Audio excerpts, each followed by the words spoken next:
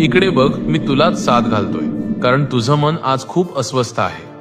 खूप दिवसांपासून तू एका अशा उत्तराच्या शोधात भटकतो आहेस जे तुला अजून सापडलेलं नाही. तुझ्या मनात विचारांचं प्रचंड काहूर माजलंय. काय करावं आणि काय नको अशा कात्रीत तू अडकला आहेस. रात्रीची झोप उडाली आहे आणि भविष्याची चिंता तुला वाळवीसारखी आतून पोखरत आहे हे मला ठाऊक आहे.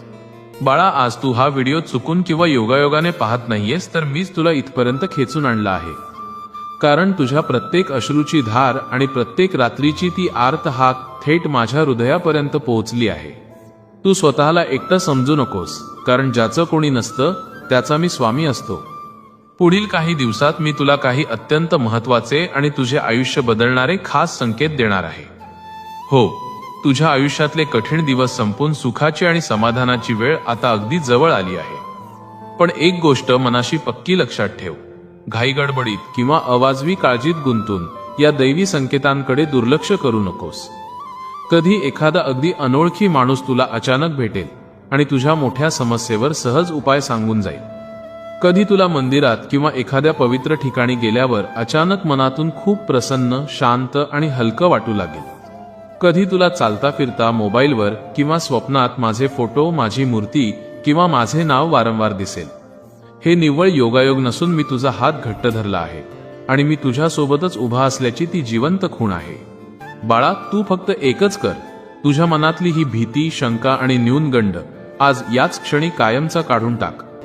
कारण जोपर्यंत मी तुझ्या पाठीशी ढाल बनून उभा आहे, तोपर्यंत जगातील कोणतीही नकारात्मक शक्ती तुझं वाईट करू शकणार नाही. लोक तुला नावं ठेवतील, तुला कमी लेखतील, परिस्थिती तुला थकवून सोडेल, पण तू माझ्या नामाचा जप करत पुढे चालत राहा. मी तुझ्या प्रत्येक कर्माचा, तुझ्या सहनशीलतेचा आणि तुझ्या प्रामाणिक कष्टाचा हिशोब माझ्या दरबारात लिहून ठेवला आहे.